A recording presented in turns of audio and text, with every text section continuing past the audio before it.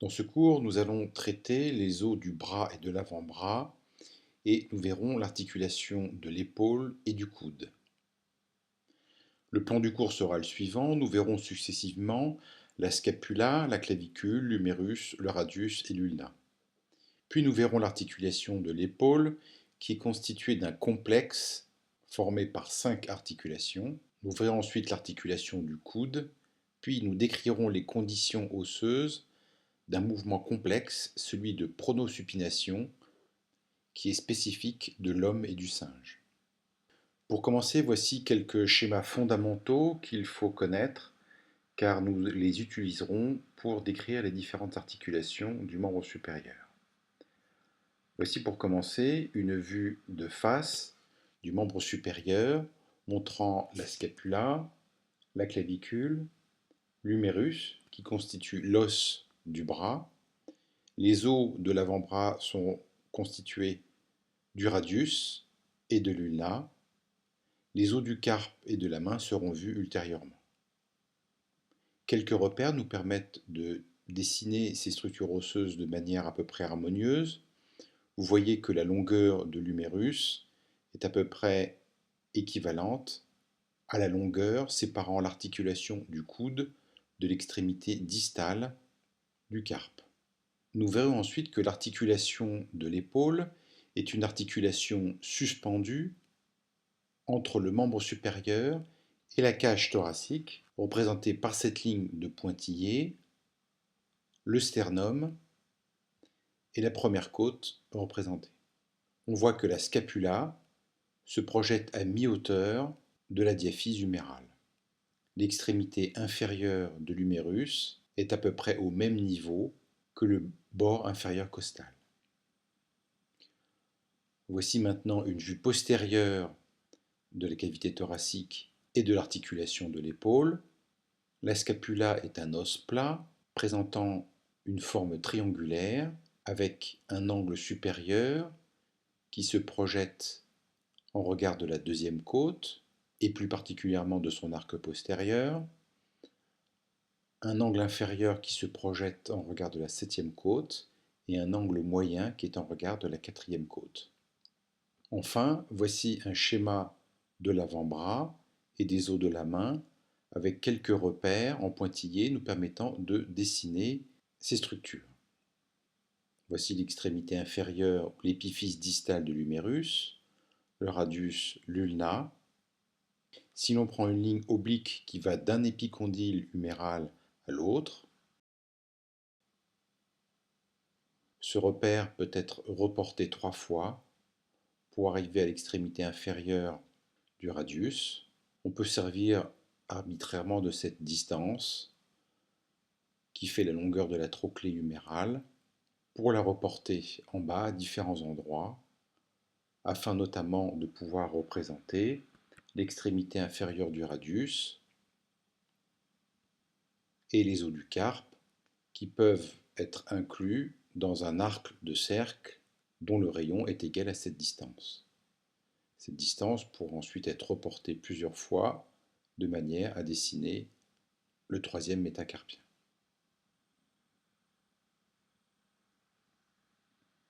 Ces schémas osseux sont importants à connaître et vous verrez que nous les utiliserons à plusieurs reprises, notamment pour décrire les articulations et les insertions musculaires. Nous allons maintenant voir la clavicule et la scapula. La clavicule est un os long constituant le point fixe de l'articulation de l'épaule. Nous voyons cet os du côté droit sur une vue antérieure du tronc. La clavicule constitue le point fixe de l'articulation de l'épaule. En effet, l'articulation sternoclaviculaire représente le seul point d'attache reliant par une articulation vraie le membre supérieur au tronc. Il s'agit d'un os sous-cutané entièrement palpable, sauf sa face inférieure. Il s'articule avec le sternum et le premier cartilage costal à son extrémité médiane et avec l'acromion de la scapula à son extrémité latérale. Sur cette vue supérieure de la clavicule, On voit que l'os a globalement une forme de S italique, avec une face supérieure et une face inférieure représentées sur ce schéma. Il y a un bord antérieur, un bord postérieur, une extrémité sternale, une extrémité acromiale. On voit que l'os présente une grande convexité vers l'avant au niveau des 2/3 médiaux de l'os. Les rapports de la clavicule sont importants à connaître car cet os est sujet à de nombreux traumatismes risquant de léser les structures sous-jacentes.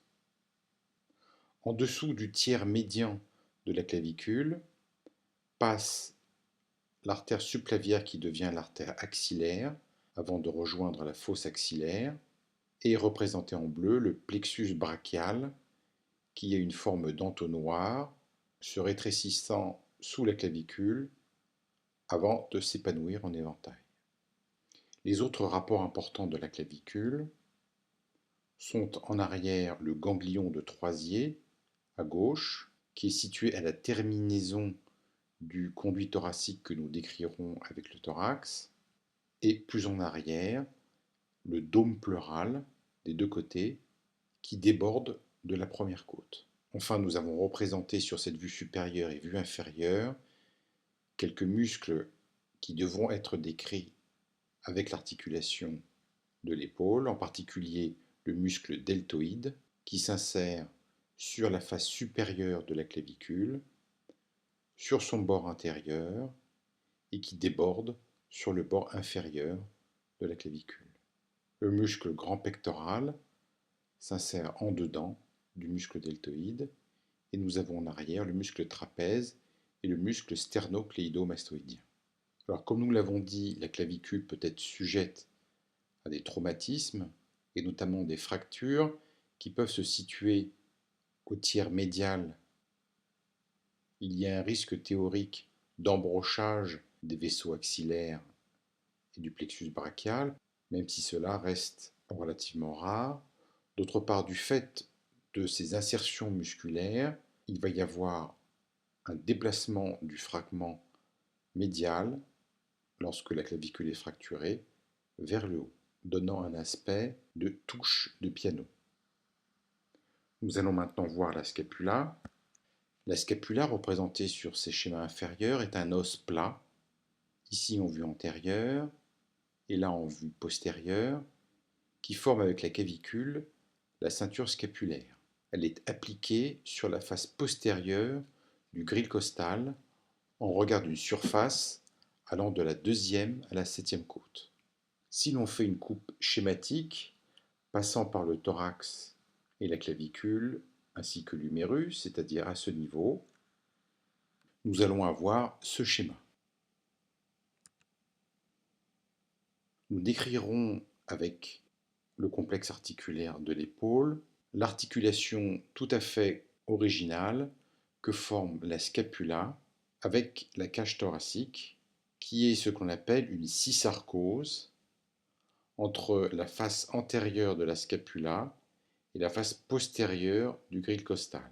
En effet, ces os ne sont pas directement en contact, puisqu'il y a interposition entre les deux de muscles, en particulier du muscle dentelé antérieur. Il va ainsi se constituer un espace de glissement entre le grille costal et la scapula, qui constitue l'une des 5 articulations du complexe de l'épaule. La scapula s'articule avec la clavicule par l'acromion et la tête humérale par la cavité glénoïde. Il s'agit de 2 articulations synoviales. Alors globalement, la scapula est un os plat triangulaire avec 3 bords, 2 faces, 2 fosses et 3 angles. Sur cette vue postérieure, on note la présence d'une épine osseuse se poursuivant par l'acromion. Cette épine de la scapula délimite sur la face postérieure les 2 fosses, la fosse supra-épineuse, occupée par le muscle supraépineux, et la fosse infraépineuse, occupée par le muscle infraépineux, et l'insertion d'autres muscles situé en dehors d'une crête à la jonction entre le quart latéral et les 3/4 internes de la fosse infraépineuse. Cette crête osseuse est reliée par une autre petite crête qui va délimiter les zones d'insertion pour le muscle teres minor en haut et teres major en bas. On parle de bord spinal qui correspond au bord médial, c'est-à-dire celui qui est près de la moelle épinière. Le bord axillaire est celui qui va être du côté de la fosse axillaire. Ce bord axillaire est renforcé par un pilier qui va supporter la cavité glénoïde. Vous voyez que la cavité glénoïde a globalement une forme de poire. Elle est antéversée. Elle est recouverte de cartilage représenté en bleu sur ces schémas. Et on verra qu'elle est entourée d'un fibrocartilage à la périphérie, le labrum, qui augmente la profondeur et la congruence avec la tête humérale. La face antérieure, ou fosse subscapulaire, va être principalement occupée par l'insertion du muscle subscapulaire. Enfin, on note un processus coracoïde naissant du bord supérieur de la scapula qui donnera plusieurs insertions importantes, notamment celle du muscle biceps. Alors pour ce premier exercice, je vous demande de reconnaître les différents reliefs osseux de la scapula sur ces photos. D'après vous, s'agit-il de scapula droite ou gauche? Montrez les contours de la clavicule sur cette photographie. Que pensez-vous de cette fracture? Nous allons maintenant voir le squelette du bras qui est constitué de l'humérus. L'humérus est un os long avec une diaphyse et deux épiphyses, une épiphyse proximale, une épiphyse distale, que l'on voit sur cette vue antérieure et cette vue postérieure de l'os. L'humérus s'articule avec la cavité glénoïde de la scapula par sa tête, avec le radius par le capitulum huméral et avec l'ulna par la trochlée humérale. La diaphyse est triangulaire à la coupe au tiers moyen. La diaphyse présente 3 faces et 3 bords. Sur cette vue postérieure est représentée la face postérieure de l'humérus. Sur cette vue antérieure, on trouve une face antérolatérale et antéromédiale qui sont séparées par un bord antérieur. Voici le bord médial sur lequel va s'insérer une cloison intermusculaire et un bord latéral présentant aussi une insertion de cloison intermusculaire. Si l'on s'intéresse maintenant à l'épiphyse proximale, elle est reliée à la diaphyse par le col chirurgical. À ce niveau passent le nerf axillaire et les vaisseaux circonflexes qui peuvent donc être lésés en cas de fracture. La tête humérale est comparable à une sphère dont un tiers de la surface est recouvert de cartilage. Cette sphère a un rayon en moyenne de 30 mm. Elle regarde en haut, en dedans et en arrière.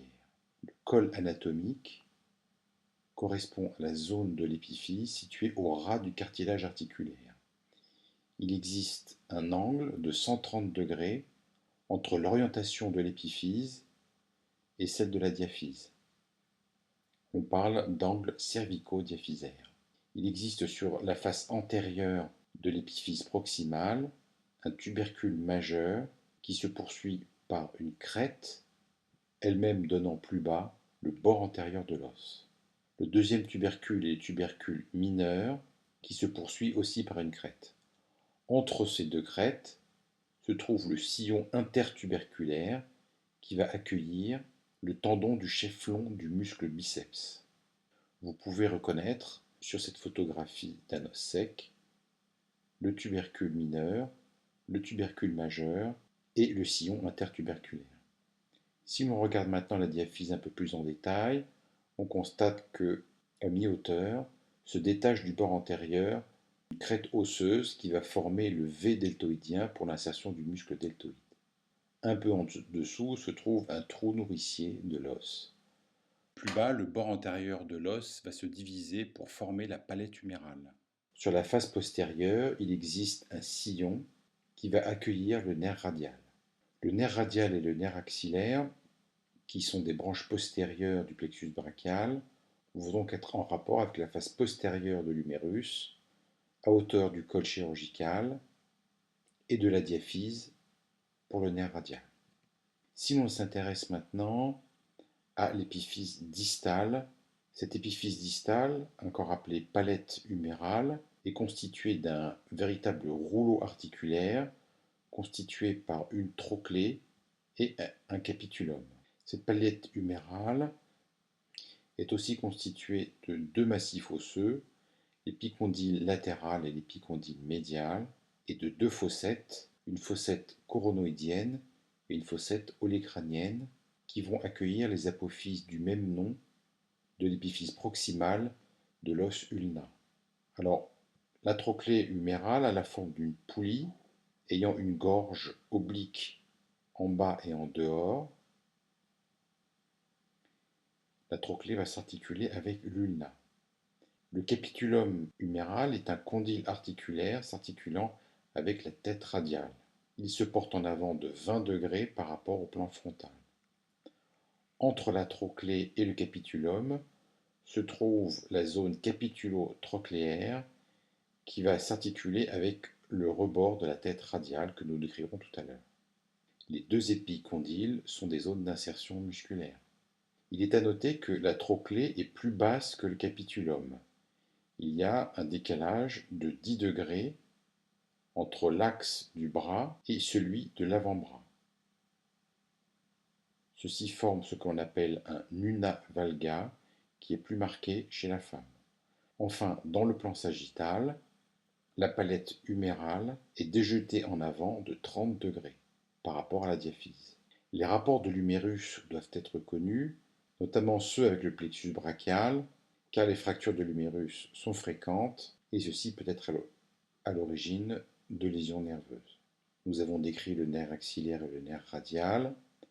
Le nerf ulnaire longe le bord médial de l'humérus, en arrière du septum intermusculaire, puis il va passer en arrière de l'épicondyle médial.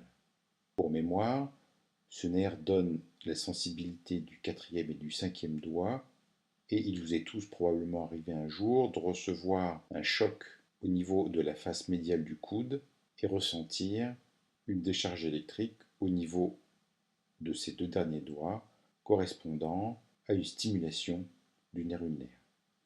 Nous verrons plus tard quelques exemples de traumatisme, en particulier une luxation de l'articulation scapulo-humérale qui est extrêmement fréquente du fait de sa grande mobilité.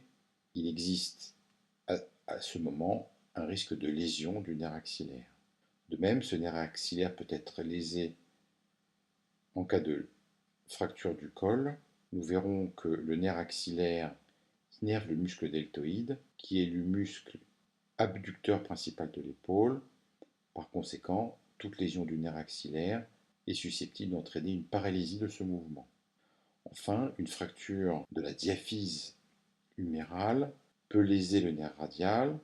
Le nerf radial étant le nerf des muscles extenseurs de la main, il y aura alors ce que l'on appelle une main en col de cygne par paralysie des muscles extenseurs du poignet. Nous allons maintenant voir le squelette de l'avant-bras constitué par le radius et l'ulna.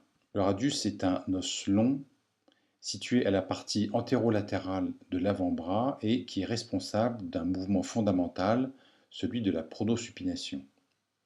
Il a plusieurs articulations. Il s'articule d'une part par l'intermédiaire de sa fossette articulaire avec le capitulum de l'humérus. Il s'insère aussi par la circonférence articulaire radiale avec l'incisure radiale de l'épiphyse de l'ulna. À sa partie distale, il s'articule avec la circonférence articulaire annulaire de l'ulna. D'autre part, il existe une membrane interosseuse qui relie ces deux os. Distalement, le radius s'articule avec le scaphoïde et le lunatum par la surface articulaire carpienne. C'est un os long, donc on décrit une épiphyse proximale, une épiphyse distale et une diaphyse. L'épiphyse proximale comprend trois parties. D'une part, la tête radiale, qui est elle-même composée de trois zones articulaires, la fossette radiale qui s'articule avec le capitulum de l'humérus, la circonférence articulaire avec l'incisure radiale. Cette circonférence articulaire est entourée d'un ligament annulaire qui s'insère sur les pourtours de l'incisure radiale de l'ulna afin de maintenir la tête en place. Enfin, le rebord médial de la fossette radiale, qui est en biseau, s'articule avec le versant trochléaire de la zone capitulo-trochléaire de la palette humérale. Les deux autres parties de l'épiphyse sont le col du radius et la tubérosité radiale qui donne l'insertion au muscle biceps. L'épiphyse distale comprend 5 faces. Une face antérieure, une face médiale qui va s'articuler avec la tête de l'ulna, une face caudale ou distale qui va s'articuler avec le condyle carpien, que nous décrirons au prochain cours, une face postérieure où vont se trouver des gouttières pour des tendons extenseurs, et une face latérale qui se poursuit par un processus styloïde qui descend 1 cm plus bas que le processus styloïde de l'os ulnaire. La diaphyse a 3 faces, une face latérale, une face antérieure et une face postérieure, 3 bords, un bord antérieur, un bord postérieur et un bord interosseux qui donne l'insertion de la membrane interosseuse qui, nous le verrons, joue un rôle fondamental dans le mouvement de pronosupination. En bas, ce bord interosseux va se diviser, comme on le voit mieux sur ce os isolé, pour délimiter l'incisure ulnaire. Il est important de noter que le radius a deux courbures. Une première courbure qui est dite supinatrice et une courbure pronatrice distale. En effet, pendant le mouvement de pronation-supination, le radius s'enroule autour de l'ulna qui reste fixe, et ce mouvement va mettre en jeu les articulations radio-ulnaires et la membrane interosseuse. L'ulna est un os long en situation postéromédiale de l'avant-bras qui va s'articuler avec la trochlée humérale par l'intermédiaire de l'incisure trochléaire, avec le radius, nous l'avons vu, à ses deux extrémités, et comme le radius, nous pouvons décrire une épiphyse, une diaphyse et une épiphyse distale. L'épiphyse proximale présente deux reliefs, l'olécrâne, qui est la portion verticale de l'incisure trochléaire et qui va s'articuler avec la trochlée humérale. Elle se prolonge en avant par le processus enconé, qui va venir se loger dans la fosse olécrânienne de la palette humérale. Le processus coronoïde est la portion horizontale de l'incisure trochléaire. Sur sa face latérale se trouve l'incisure radiale. La diaphyse est triangulaire à la coupe au niveau du tiers moyen. Il existe une face intérieure, une face postérieure et une face médiale.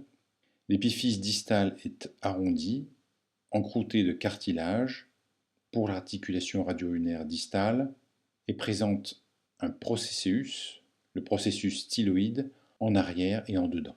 Il est important de voir comment l'extrémité inférieure du radius et de l'ulna va former avec le condyle carpien, constitué principalement des os scaphoïdes, lunatum et trichétrum, l'articulation du poignet, qui est complétée par un ligament, le ligament triangulaire, qui va du bord inférieur de l'incisure ulnaire radiale au processus styloïde.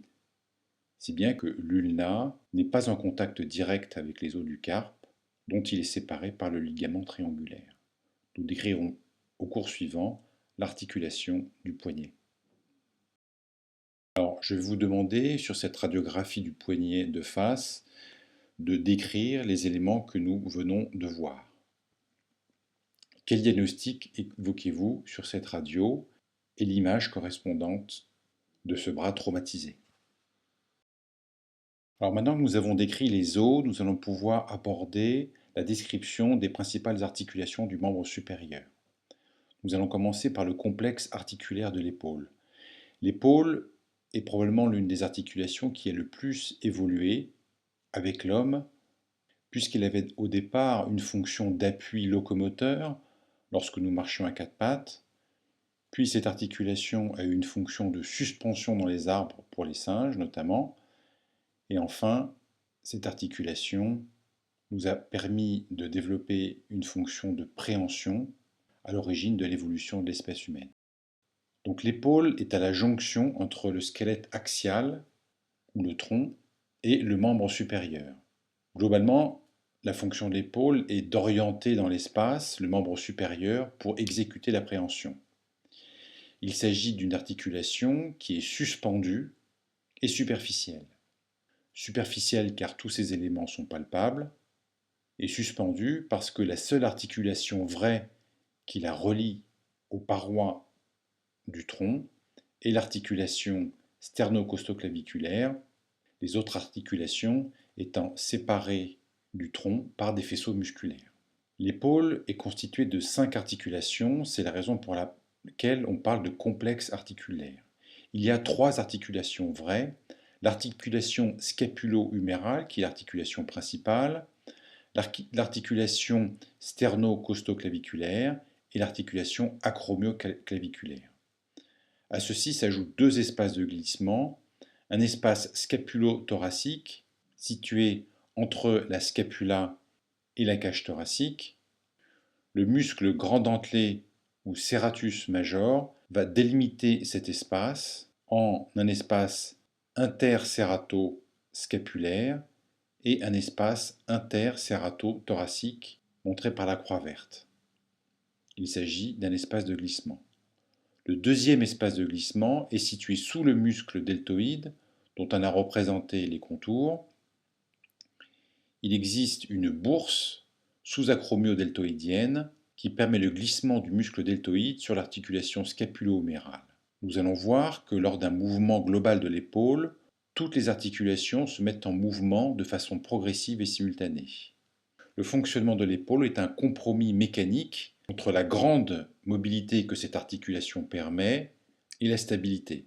Cette importante mobilité explique la fréquence des luxations de l'articulation scapulo-humérale. Les luxations se font généralement dans la région intéro-interne. L'arthrose, en revanche, est peu fréquente. Alors la première articulation à décrire est l'articulation scapulo-humérale.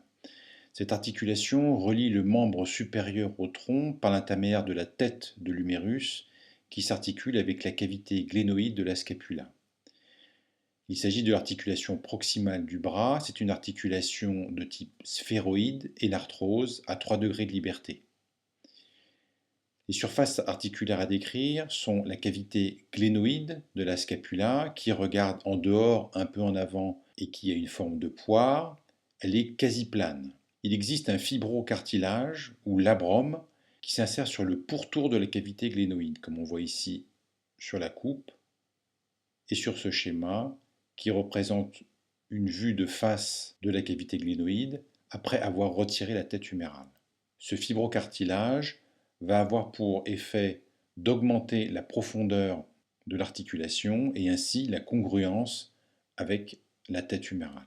La tête humérale, nous l'avons déjà vu, c'est un tiers de sphère articulaire, sphère de 3 cm de rayon, qui regarde en haut, en dedans et en arrière. Elle forme un angle cervico-diaphysaire de 130 degrés. On voit qu'il existe une grande incongruence entre ces deux surfaces articulaires. Ceci explique la fréquence des luxations de cette articulation. Comme toute articulation synoviale, il existe une capsule qui va s'insérer sur le pourtour des surfaces articulaires. Cette capsule forme à sa partie inférieure des freins qui vont s'effacer lorsque l'humérus fait un mouvement d'abduction. La capsule fusionne avec le tendon du chef-long du muscle triceps et contourne en haut le chef-long du muscle biceps, ces deux muscles s'insérant à proximité de la cavité glénoïde. Il existe une synoviale qui va tapisser la face profonde de la capsule. On trouve des ligaments renforçant la cohésion, en particulier le ligament coraco-huméral qui s'insère sur la face latérale de l'apophyse coracoïde et qui va se diriger vers la tête humérale avant de se diviser en deux faisceaux, un faisceau supérieur qui s'insère sur le tubercule majeur et un faisceau inférieur qui s'insère sur le tubercule mineur de l'humérus. Entre ces deux faisceaux, on voit apparaître le tendon du biceps. Il existe des ligaments gléno-huméraux, supérieurs, moyens et inférieurs, qui sont cependant insuffisants pour assurer la stabilité de l'articulation.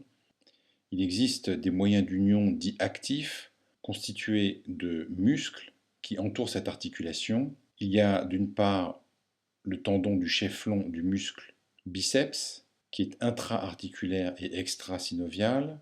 Du fait de sa position, on comprend qu'il empêche la luxation de la tête humérale vers l'avant. Le muscle deltoïde, qui permet l'abduction, joue aussi un rôle stabilisateur. On note qu'il existe une bourse séreuse sous-acromio-deltoïdienne qui est considérée comme une véritable articulation à elle seule. Cette bourse séreuse sous-acromio-deltoïdienne permet un glissement sans friction du muscle deltoïde sur l'articulation scapulo-humérale. Enfin, le muscle triceps est la coiffe des muscles rotateurs qui entourent l'articulation scapulo-humérale, joue aussi un rôle fondamental dans la stabilité de cette articulation. On retrouve ainsi tout autour de la capsule les muscles supraépineux, infraépineux, teres minor et subscapulaires qui permettent les mouvements de rotation interne et externe de l'épaule. Enfin, cette radio, qui est une arthrographie, permet de visualiser la cavité articulaire de l'articulation scapulo-humérale. Du produit de contraste a été injecté dans l'espace articulaire et permet de visualiser ses contours. On imagine ici les freins capsulaires délimités par la capsule. Voici deux radios montrant une pathologie de l'épaule chez deux patients différents. Je vous demande de décrire sur ces deux radios tous les éléments osseux que nous venons de décrire. Voici les photographies correspondantes des patients. D'après vous, à quelle radio correspond chacune de ces photos? Nous allons maintenant voir les deux dernières articulations osseuses du complexe articulaire de l'épaule. L'articulation acromio-claviculaire relie l'acromion et la clavicule. Il s'agit d'une articulation plane et synoviale dans laquelle il peut exister un disque articulaire. Cette articulation est renforcée par une capsule et des ligaments. La surface articulaire claviculaire est orientée vers le bas et le dehors, alors que l'articulation scapulaire ou acromiale est orientée vers le haut et le dedans. Cette articulation est renforcée par un ligament acromio-claviculaire constitué de deux plans et des ligaments coraco-claviculaires. Il existe deux ligaments perpendiculaires séparés par une bourse séreuse, le ligament conoïde et le ligament trapézoïde. Enfin, il existe des ligaments coraco-claviculaires médial et latéral. Il existe un ligament coraco-acromial qui unit le processus coracoïde à l'acromion. Les mouvements de cette articulation sont de faible amplitude. Ils amortissent les mouvements de l'articulation sterno-claviculaire transmis à la scapula via la clavicule. Les mouvements de cette articulation modifient l'angulation scapulo-claviculaire, rapprochant ces deux os comme les branches d'un compas. Cette articulation est impliquée dans les mouvements d'antépulsion et de rétropulsion. On voit que lors d'un mouvement d'antépulsion portant la scapula et le bras vers l'avant, il se produit une fermeture de l'angle acromio-claviculaire. Cette articulation permet en quelque sorte d'orienter les mouvements de la scapula. L'articulation sterno-claviculaire relie le sternum, la clavicule et le premier cartilage costal. C'est la seule vraie articulation rattachant le membre supérieur au tronc. Il s'agit d'une articulation en selle, mettant en jeu l'incisure claviculaire du manubrium, orientée en haut, en arrière et en dehors, la surface articulaire sternale de la clavicule et la surface articulaire du premier cartilage costal qui est en continuité avec l'incisure claviculaire. Il existe généralement un disque articulaire et cette articulation est renforcée par une capsule et des ligaments. Cette articulation permet des mouvements de rotation autour de l'axe longitudinal de la clavicule. Elle permet des mouvements antéro-postérieurs, des mouvements céphalo-caudales et des mouvements de circonduction représentés par la flèche verte. Durant ce mouvement, la clavicule forme une sorte de cône dont le sommet est proximal et la base est distale. Cette planche a pour objectif de montrer ou d'illustrer les mouvements de la scapula sur la cage thoracique. Il peut s'agir de mouvements d'élévation, de translation, des mouvements de sonnette qui vont participer au mouvement d'abduction. La scapula va en quelque sorte glisser sur la cage thoracique en étant orientée par la scapula. Il existe deux espaces de glissement délimités par le muscle dentelé antérieur, un espace intercérato-thoracique entre le muscle et la paroi thoracique, et un espace intercérato-scapulaire entre la scapula et le muscle dentelé. Ce schéma représente sur une vue postérieure et une vue antérieure l'action des muscles qui s'insèrent sur la scapula. Nous allons voir maintenant les mouvements de l'épaule dans leur globalité. Ces mouvements se font dans les trois plans d'espace, comme le montre ce schéma. Ils associent des mouvements de l'articulation scapulo-humérale et des mouvements de la scapula par rapport au thorax. Les mouvements de l'articulation scapulo-humérale sont aidés par la bourse séreuse sous-acromio-deltoïdienne, comme nous l'avons vu. Il s'agit de mouvements d'abduction, d'adduction, d'antépulsion, de rétropulsion et de rotation. L'ensemble de ces mouvements combinés va aboutir à un mouvement de circumduction de l'articulation scapulo-humérale. Les mouvements de la scapula par rapport au thorax sont des mouvements, nous l'avons vu, d'élévation, d'abaissement, d'antépulsion, de rétropulsion et de rotation. Il y a notamment des mouvements de sonnette qui vont participer à un mouvement fondamental de l'épaule, celui de l'abduction que nous allons voir sur ces schémas. Le premier temps de l'abduction met en jeu l'articulation scapulo-humérale et un muscle dit starter de l'abduction. Il s'agit du muscle supraépineux qui s'insère sur le tubercule majeur de l'humérus. La mise en action du muscle supraépineux va entraîner le départ de l'abduction et un mouvement de 10 degrés. Puis c'est le muscle deltoïde qui se met en marche et qui va permettre la poursuite du mouvement jusqu'à 90 degrés. Le mouvement est alors bloqué par le tubercule majeur qui bute sur l'acromion. C'est alors qu'intervient le mouvement de sonnette de l'omoplate qui va permettre d'accentuer le mouvement jusqu'à 150 degrés. Enfin, il existe une participation du rachis qui, en s'inclinant latéralement, nous permet de produire une abduction jusqu'à 180 degrés. Vous voyez donc comment, lors d'un mouvement d'abduction, plusieurs muscles et plusieurs articulations se mettent successivement en jeu. De la même manière, les mouvements d'antépulsion de l'épaule, qui portent la main en avant dans un plan sagittal, mettent en jeu successivement l'articulation scapulo-humérale, puis scapulo-thoracique et enfin le rachis. Nous allons maintenant voir l'articulation du coude. Cette articulation comprend en fait trois articulations distinctes, mais qui ont une capsule et une synoviale commune. Premièrement, l'articulation huméro-ulnaire, qui est une trochléenne avec 1 degré de liberté, une articulation huméro-radiale, qui est une condylienne avec 2 degrés de liberté, et une articulation radio-ulnaire supérieure, qui est une trochoïde. Les articulations huméro-ulnaires et huméro-radiales permettent les mouvements de flexion et d'extension du coude. L'articulation huméro-radiale et radio-ulnaire supérieure permettent le mouvement de pronosupination qui va orienter la main dans l'espace. Comme nous l'avons décrit précédemment, il existe un valgus physiologique de 10 degrés correspondant à cet angle formé par l'axe de la diaphyse humérale. Le mouvement de pronosupination est un mouvement par lequel le radius va venir tourner autour de l'ulna qui reste fixe. L'articulation du coude est une articulation synoviale avec une capsule articulaire et des ligaments qui renforcent la capsule. Il existe un ligament collatéral radial divisé en 3 faisceaux.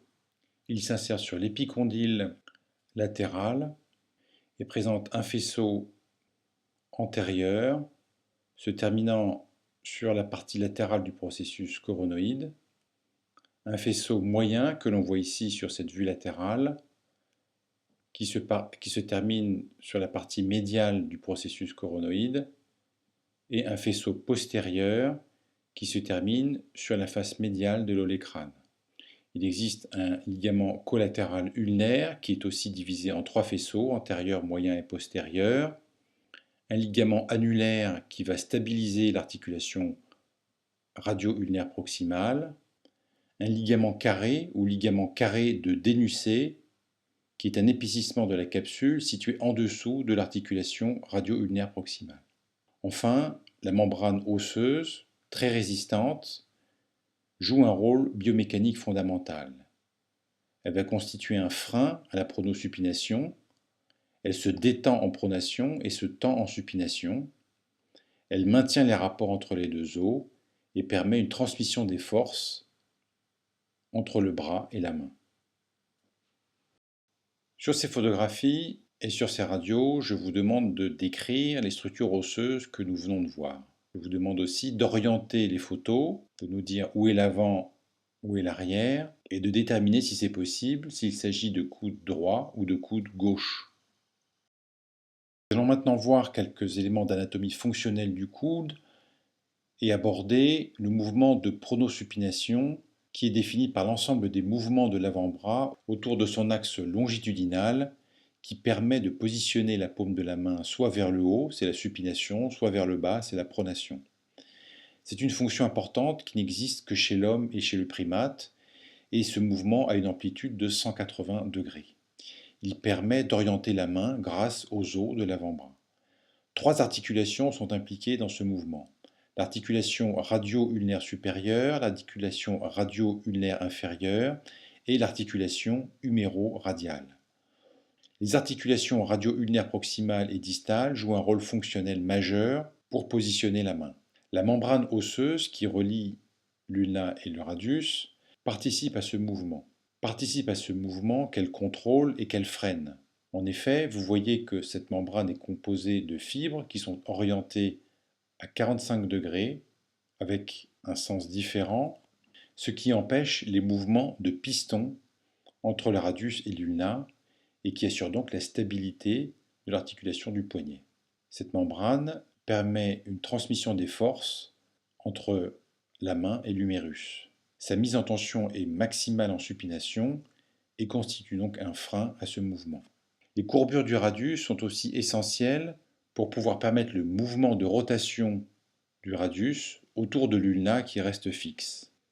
On rappelle que le col du radius est oblique en bas et médialement et fait avec la diaphyse un angle ouvert vers le dehors. Il s'agit de la courbure supinatrice. À la partie inférieure du radius, il existe une courbure pronatrice.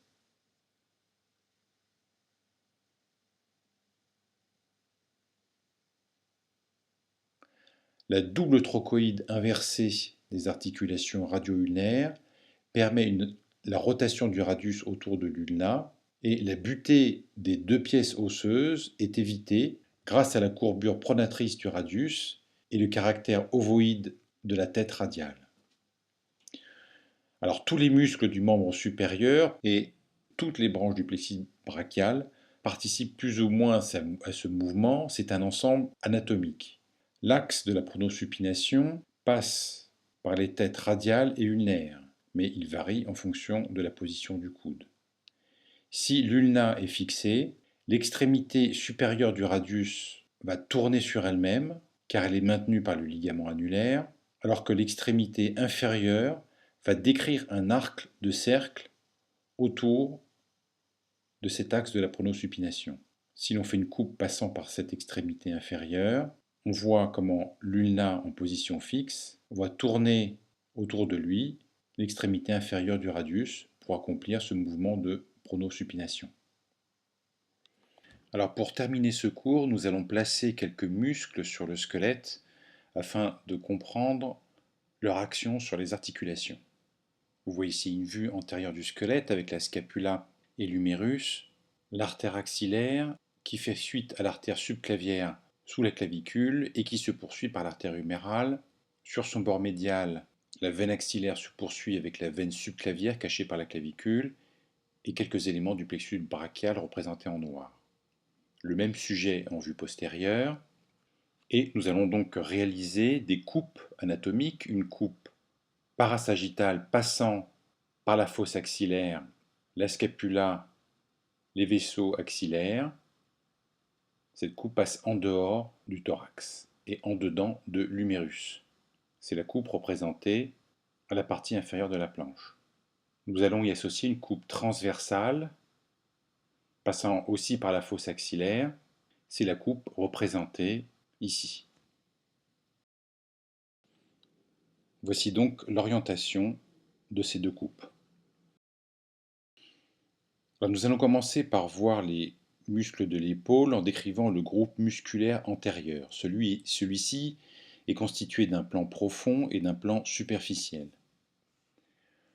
Le plan profond est représenté par le muscle subclavier et le muscle petit pectoral. Le muscle subclavier s'insère à la face inférieure du tiers moyen de la clavicule et à la jonction ostéocartilagineuse de la première côte. Il est innervé par une branche du plexus brachial issue des racines C5 et C6, et vous comprenez que lorsqu'il se contracte, il va rétrécir la pince ostéoclaviculaire, c'est-à-dire cet espace situé entre la clavicule et la première côte. Le muscle petit pectoral s'insère sur le bord antérieur de l'apophyse coracoïde. Il présente ensuite trois faisceaux qui vont se terminer sur les côtes 3, 4 et 5 par des languettes tendineuses distinctes au voisinage de la jonction ostéocartilagineuse de ces côtes. Il est innervé par le nerf pectoral médial issu des racines C6, C7, C8. Vous voyez que quand il se contracte, eh bien, il va abaisser le moignon de l'épaule, fermant ainsi l'angle costoclaviculaire. A l'inverse, si la scapula est le point fixe, la contraction du muscle petit pectoral va avoir pour effet d'ouvrir la cage thoracique et c'est donc un muscle inspiratoire accessoire. Vous voyez maintenant sur ces deux coupes le muscle petit pectoral et le muscle subclavier qui sont en avant des vaisseaux axillaires et des éléments du plexus brachial. Nous verrons d'ailleurs plus tard que ces deux muscles, qui sont reliés par une aponévrose, forment avec le muscle grand pectoral, que nous allons décrire tout de suite, la paroi antérieure de la fosse axillaire qui contient ces éléments vasculo-nerveux du membre supérieur. Sur cette coupe transversale, on voit une languette d'un faisceau du muscle petit pectoral qui se termine à la partie antérieure du grille costal. Le groupe musculaire antérieur de l'épaule est constitué par le muscle grand pectoral.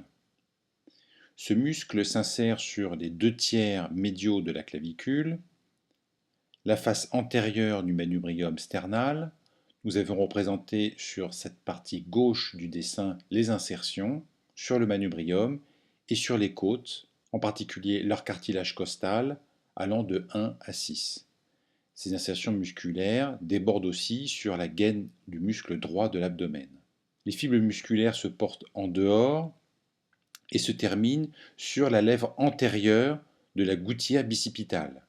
Il se forme ainsi deux lames tendineuses, une lame antérieure provenant des fibres musculaires s'insérant sur la clavicule et la partie supérieure du sternum, et une lame postérieure provenant du reste des fibres musculaires. Le muscle grand pectoral est innervé par une branche du plexus brachial issue des racines C5 à TH1. On voit que lorsqu'il se contracte, il va entraîner une adduction du bras, ainsi qu'une flexion et une rotation médiale. On le comprend mieux sur cette coupe transversale, où le muscle grand pectoral est représenté en orange. On voit que sa contraction va entraîner une adduction, une flexion et surtout une rotation médiale. Quand c'est l'humérus ou l'épaule qui reste fixe, il est suffisamment puissant pour soulever le corps, c'est le muscle du grimper. En étirant la cage thoracique, le muscle grand pectoral participe de manière accessoire à l'inspiration. Comme nous l'avons dit tout à l'heure, Le muscle grand pectoral participe à la constitution de la paroi antérieure de la fosse axillaire occupée par le pédicule vasculo-nerveux du membre supérieur. Nous voyons ici son insertion sur la clavicule et sur cette coupe transversale, l'insertion sur la lèvre antérieure de la gouttière bicipitale, en avant du chef-long du muscle long biceps.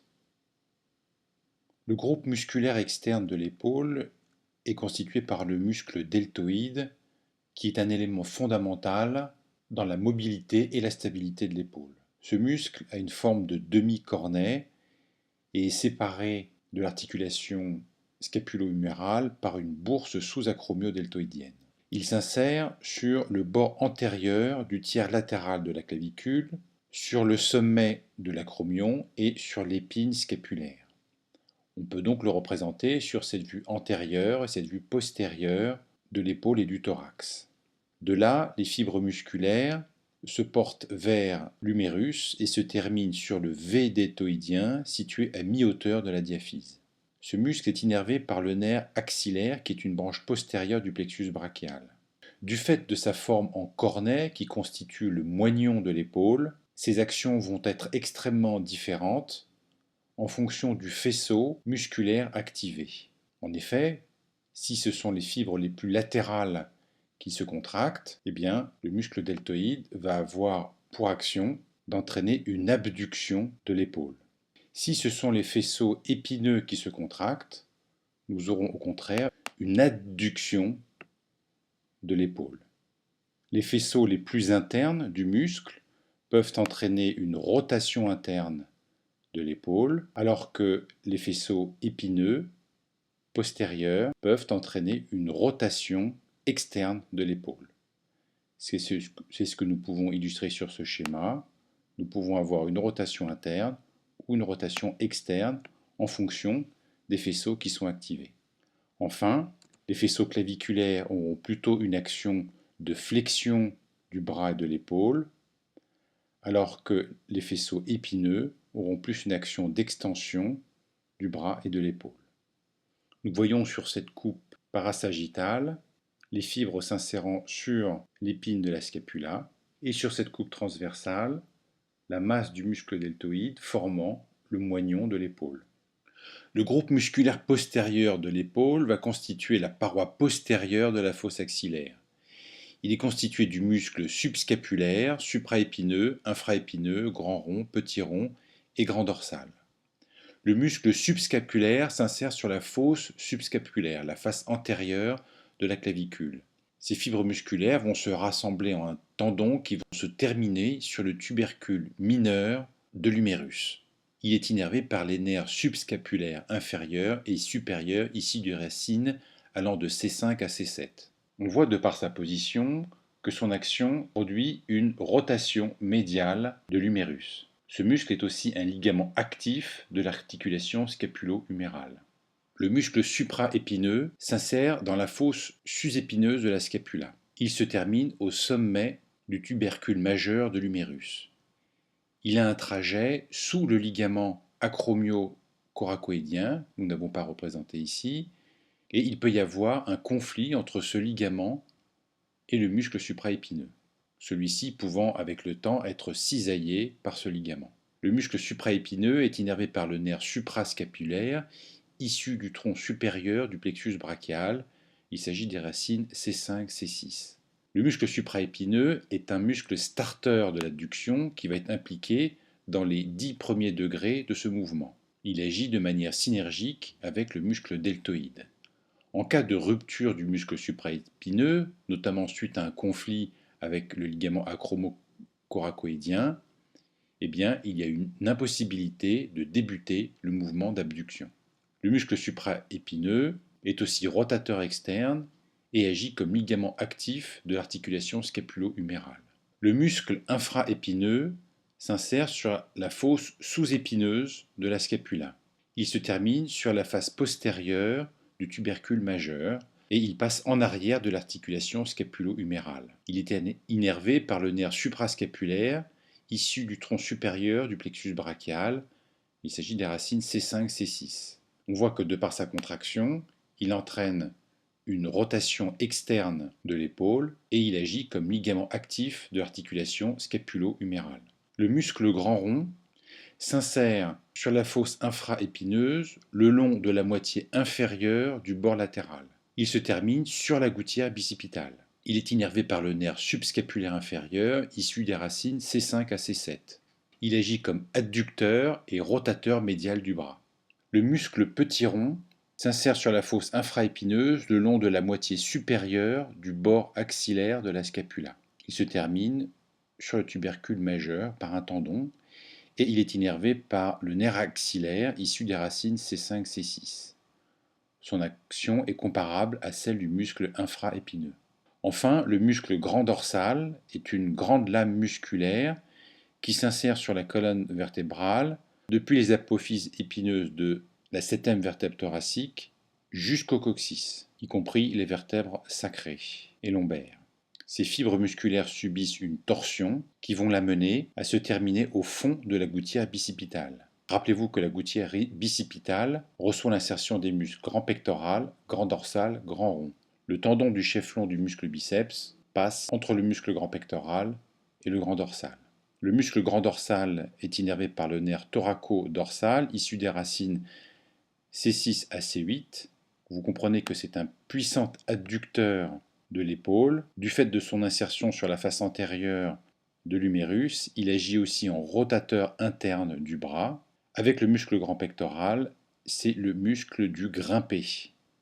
Vous retrouvez ces muscles du groupe musculaire postérieur sur les deux coupes anatomiques. Enfin, nous pouvons terminer cette description du groupe musculaire postérieur en mentionnant le muscle triceps, qui est plutôt un muscle postérieur du bras, mais dont vous voyez que l'origine, en particulier l'insertion sur la partie inférieure de la cavité glénoïde de la scapula, participe à la constitution de la paroi postérieure de la fosse scapulaire. Les deux autres chefs du muscle triceps s'insèrent de part et d'autre de la gouttière radiale située à la face postérieure de l'humérus. On comprend ainsi le trajet du nerf radial, branche postérieure du plexus brachial, qui va venir s'insinuer entre le muscle triceps et l'humérus pour rejoindre la loge postérieure du bras. Le muscle triceps se termine sur la face postérieure de l'olécrane de l'ulna. Il permet l'extension du coude et la rétropulsion du bras. Au niveau du coude, il a une action antagoniste à celle du muscle biceps brachial. Pour terminer, nous allons voir les muscles du bras. Le groupe musculaire antérieur du bras est constitué d'un plan profond et d'un plan superficiel. Le muscle coracobrachial et le muscle brachial antérieur forment le groupe musculaire antérieur du bras. Le muscle coracobrachial s'insère par un tendon sur l'apophyse coracoïde et se termine sur la face médiale de l'humérus. Il est innervé par le nerf musculo-cutané qui le traverse.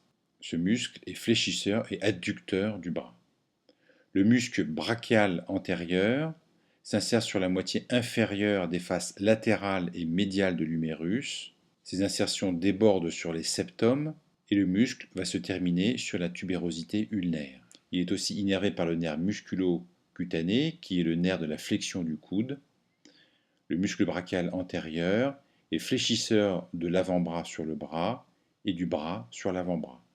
Le plan superficiel est représenté par le muscle biceps brachial qui commence par deux tendons, un premier tendon commun avec le muscle coracobrachial et un tendon qui s'insère sur le tubercule supraglénoïdien.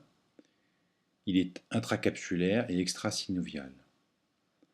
On a ainsi la courte portion et la longue portion du muscle biceps brachial. Il se termine sur la face postérieure de la tubérosité bicipitale du radius et il va former une expansion aponévrotique au niveau du pli du coude vers le fascia antébrachial que nous décrirons plus tard. Il est innervé par le nerf musculo-cutané. Vous voyez que c'est un muscle qui est biarticulaire, contrairement au muscle brachial antérieur qui ne passe au-dessus que d'une seule articulation, celle du coude. Le muscle biceps brachial va donc avoir une action sur l'épaule et une action sur le coude. Il est fléchisseur de l'avant-bras sur le bras, mais aussi fléchisseur du bras sur l'avant-bras en fonction du point d'appui. Et il est fléchisseur du bras sur le thorax. Du fait de son action et son insertion sur la tubérosité radiale, il va avoir une action supinatrice. Le muscle biceps brachial est celui que vous utilisez pour porter un aliment à la bouche. Enfin, le muscle biceps brachial est stabilisateur de l'épaule. Il empêche la luxation antérieure de l'humérus.